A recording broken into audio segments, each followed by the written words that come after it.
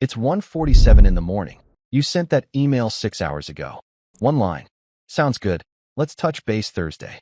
And you have now replayed it 43 times. Was sounds good too casual? Should you have said sounds great? Did the exclamation point you didn't use somehow read as cold? Is Thursday too soon? Too far? Did you accidentally sound annoyed? You are, by any reasonable measure, one of the smarter people in most rooms you walk into. And right now your brain is holding a full trial over a sentence with 8 words in it. Here's the strange part. This isn't happening despite how sharp your mind is. In a lot of ways, it's happening because of it. And by the end of this video, you'll understand exactly why the same wiring that makes you good at solving problems is the wiring that keeps you awake at 2 a.m. solving problems that don't exist. Psychologists who study decision-making describe the mind as running on 2 very different systems. One is fast, automatic. It's the part of you that flinches from a loud noise, reads a friend's face in half a second, or knows 2 plus 2 without doing any thinking at all. Researchers call this System 1. The other is slow, deliberate. It's the part that shows up when you're doing long division, comparing 2 job offers, or working out whether that email sounded too casual. That's System 2. Most people, most of the time, run on System 1. It's efficient. It saves energy. But highly analytical people often build their entire identity around System 2. Being the one who checks twice, who catches the flaw nobody else saw, who doesn't just react, who thinks it through. And that's the trap. System 2 wasn't built to run forever. It's built to switch on, solve a specific problem, and switch back off. But if your sense of competence is tied to being the deep thinker, switching it off can start to feel like switching off you. So it doesn't turn off. It just goes looking for something to chew on. And if there's no real problem in front of it, it will happily invent one out of an email, a text left on read, or a comment your coworker made in a tone you're now analyzing frame by frame. There's a name for this. The inner voice that keeps commentating, replaying, and rehearsing, even when there's nothing left to figure out. Psychologists studying this internal narration have found it isn't a flaw exclusive to anxious people. It's just what a highly capable analytical mind does when it's aimed at itself instead of an outside problem. Here's the thing that surprises people. This inner replay doesn't feel unproductive while it's happening. It feels like work, like you're getting somewhere.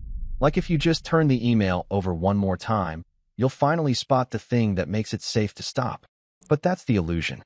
Overthinking mimics problem solving so well that the brain rewards it like problem solving, without ever actually producing a solution. You get the mental effort of work, the fatigue of work, but none of the resolution. It's a treadmill dressed up as a staircase. So why does an intelligent, capable mind keep buying into a loop that clearly isn't working? Because underneath the spiral is a very old, very human bargain. If I think about this enough, I can guarantee the outcome. Worry, at its core, often runs on a hidden promise that enough mental rehearsal will prevent the bad thing from happening, or at least stop it from catching you off guard. Researchers who work with chronic worriers have identified familiar thinking traps hiding underneath spirals like this. Assuming the worst outcome is the likely one, treating a single awkward moment as proof of total failure, deciding you already know what someone else is thinking about you. None of these require malice or low intelligence. If anything, a sharper mind is better at building a convincing, detailed case for its own worst fears. You're not bad at this. You're actually very good at it. That's the problem. And certainty never actually arrives. Because you can't think your way to a guarantee about someone else's inner life, or about a future that hasn't happened yet.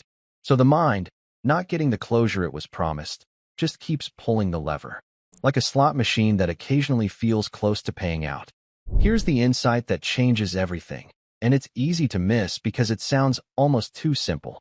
You are not required to believe every thought your mind produces. That sentence sounds obvious. It rarely feels true at 2 a.m. When a thought shows up dressed in urgency and detail, she's upset with you. You ruined it. You need to fix this right now. It doesn't announce itself as a thought. It announces itself as reality. But a thought is an event happening in your head. It is not automatically a fact about the world. The moment you can notice a spiral happening, rather than being fully inside it, something shifts. You go from being the trial to being the person watching the trial. One well-studied trick for creating that distance. Talk to yourself like you'd talk to a friend, by name, in the third person. Not why did I say that, but okay, Alex, walk me through what actually happened. That tiny linguistic shift, swapping I for your own name, has been shown to quiet the emotional intensity of the spiral almost immediately. It sounds too small to work. It works because it tricks your brain into treating the problem like it belongs to someone you're helping, not someone you are. So if the goal isn't to stop thinking, because let's be honest, that's not happening. The goal is to give the thinking somewhere to land. Free tools do that well. First, give worry an appointment, not open access. Instead of fighting the thought all day, set a specific 10-minute window later to think about it on purpose. When the spiral shows up early, you're not suppressing it. You're just telling it has a meeting later. Most of what feels urgent at 9 a.m. feels a lot smaller by its scheduled slot at 6 p.m. Second, zoom out on the timeline. Ask the spiral a genuinely disarming question. Will this matter in a year? A month? Even next week? This isn't about pretending the thing doesn't matter now. It's about interrupting the tunnel vision that makes a single email feel like the most important event in human history for the next 6 hours. Third, let the thought be a visitor, not a verdict. You don't have to argue with every thought or prove it wrong. You can notice it, there's the spiral again, and let it pass through without unpacking its bags. Fighting a thought gives it weight.